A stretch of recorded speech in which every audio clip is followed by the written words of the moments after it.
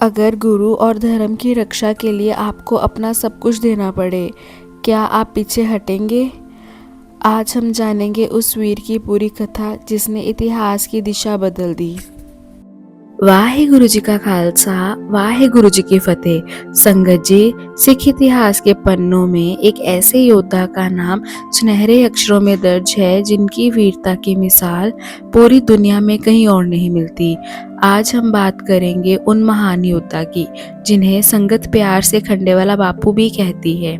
धन धन बाबा दीप सिंह जी। वीडियो शुरू करने से पहले मैं हाथ जोड़कर क्षमा मांगती हूँ कि अगर मुझसे बोलते समय कोई गलती हो जाए या किसी की भावनाओं को ठेस पहुँचे तो कृपया मुझे अपनी छोटी बहन या बेटी समझकर माफ़ कर देना। मेरा मकसद केवल बाबा जी की महानता को आप तक पहुँचाना है। संगत जी, बाबा जी का जीवन इतना विशाल है कि इसे शब्दों में समेटना मुमकिन नहीं, पर हम कोशिश करेंगे कि उनके चरणों की धूल बनकर उनकी शहादत की वह अमर दास्तां को गहराई से समझे। कौन थे बाबा दीप सिंह जी? क्या आप जानते हैं कि बाबा जी ना केवल एक महान योद्धा थे बल्कि एक बहुत बड़े विद्वान भी थे।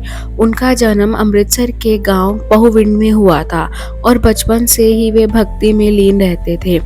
जब वे अनंतपुर साहिब में गुरु गोबिंद सिंह जी के पास गए तो उन्होंने वहां शस्त्र विद्या के साथ साथ अरबी, फारसी और गुरमुखी की ऊंची शिक्षा प्राप्त की।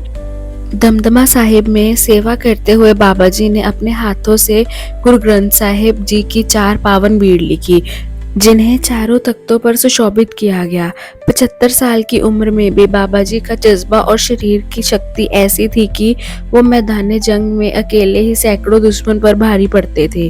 वे रोजाना 18 किलो का खंडा चलाकर अभ्यास करते थे, जो आज के समय में सोचना भी नामुमकिन लगता है। उनका जीवन हमें सिखाता है कि जो शरीर, नाम और सिमरन से जुड़ा हो उसे बुढ़ापा कभी नहीं छूता। जब अहमद शाह अब्दाली और उसके सेनापति जहां खान ने श्री दरबार साहब की बेअदबी की तो यह खबर सुनकर बाबा जी का खून खौल उठा। उन्होंने कहा कि अब जीना धिक्कार है अगर हम अपने गुरु के घर की रक्षा ना कर सके। उन्होंने दमदमा साहिब में अपनी तलवार से जमीन पर एक लकीर खींची और ललकारते हुए कहा, वही आगे आए जो धर्म के लिए शीश देने को तैयार हो। संगत जी, उस समय हजारों की संख्या में सिंह तैयार हो गए। बाबा जी ने सबको साफ कह दिया था कि यह रास्ता मौत का रास्ता है, पर यह मौत गुरु के चरणों में ले जाएगी। तरन साहिब पहुंचते पहुंचते ये कारवां एक विशाल फौज बन चुका था, जो सिर्फ और सिर्फ अपने पावन सरोवर और दरबार साहब को आजाद कराने के लिए मर मिटने को तैयार था।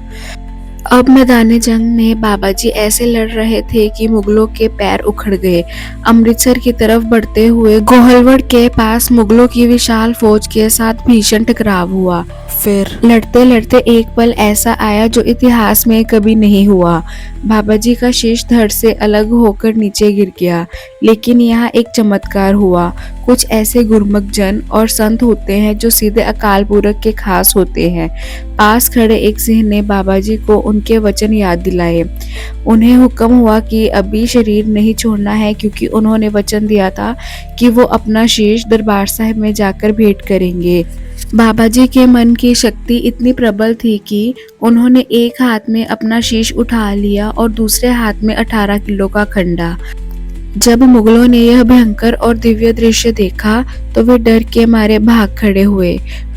मुगल सिपाही यह देखकर कांप उठे कि जिस योद्धा का शीश कट चुका है वो अब भी लड़ रहा है। उन्हें यकीन हो गया कि बाबा जी पर अकाल पुरख का साया है।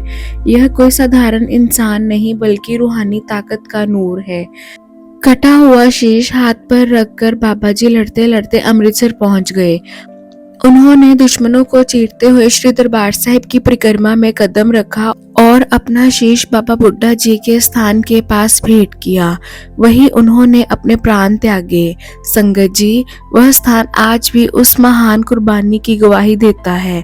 आज भी वहां बाबा जी का शहीदी स्थान बना हुआ है, जहां दुनिया नतमस्तक होती है और उस स्थान पर माथा टेकते ही महसूस होता है कि गुरु के लिए सब कुछ निछावर करना क्या होता है।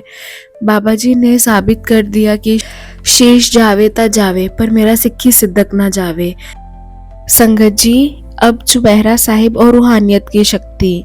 आज भी संगत बड़ी श्रद्धा से गुरुद्वारा शहीदगंज यानी शहीदा साहिब जाती है, विशेष रूप से रविवार के दिन। यहाँ भारी रूहानियत होती है। संगत जी, यहाँ की सबसे बड़ी सेवा चुपहरा साहिब यानी 4 पहर की सेवा है। माना जाता है कि बाबा जी आज भी वहाँ अदृश्य रूप से मौजूद रहते हैं और श्रद्धालुओं की मनोकामनाएं पूरी करते हैं। चुपहरा साहिब यानी 4 पहर तक लगातार पाठ, सेवा और सिमरन करना। जो संगत सच्चे मन से यहाँ अरदास करती है, बाबा जी उनकी झोलियां खुशियों से भर देते हैं। रविवार के दिन यहाँ की शांति और वहाँ की सेवा को देखकर मन को असीम सुकून मिलता है। यह स्थान केवल एक इमारत नहीं बल्कि अटूट विश्वास का केंद्र है। संगत जी, बाबा दीप सिंह जी का जीवन हमें सिखाता है कि अगर मन में विश्वास और अकाल पुरख की कृपा हो तो मौत भी आपका रास्ता नहीं रोक सकती। उनका खंडा और उनकी बहादुरी आज भी हर सिख के दिल में जोश भरती है। उनका इतिहास पढ़कर हम यह सीखते हैं कि धर्म की रक्षा के लिए कभी भी पीछे नहीं हटना चाहिए। संगत जी, कोशिश करें कि जब भी आप अमृतसर जाएं तो शहीदा साहिब में बैठकर सिमरन जरूर करें। संगत जी, मुझे पूरी उम्मीद है कि बाबा दीप सिंह जी के जीवन से आज हम सब ने कुछ न कुछ जरूर सीख ली होगी। श्रद्धा, साहस और सच्चे विश्वास की ताकत। संगत जी, ये मेरी पहली वीडियो थी तो हो सकता है इसमें काफी कमियां और गलतियां हो, लेकिन आप सबके आशीर्वाद और समर्थन से आगे और बेहतर करने का प्रयास करूंगी। अगर यह कथा आपको अच्छी लगी हो तो वीडियो को लाइक, शेयर और सब्सक्राइब करके मुझे आगे बढ़ने की हिम्मत दें। जो बोले सो निहाल, सत श्री अकाल। वाहेगुरु जी का खालसा, वाहेगुरु जी की फतेह। संगत जी, आप अगली वीडियो में किस सिख इतिहास या आध्यात्मिक विषय पर कथा सुनना चाहेंगे, नीचे कमेंट बॉक्स में जरूर बताएं।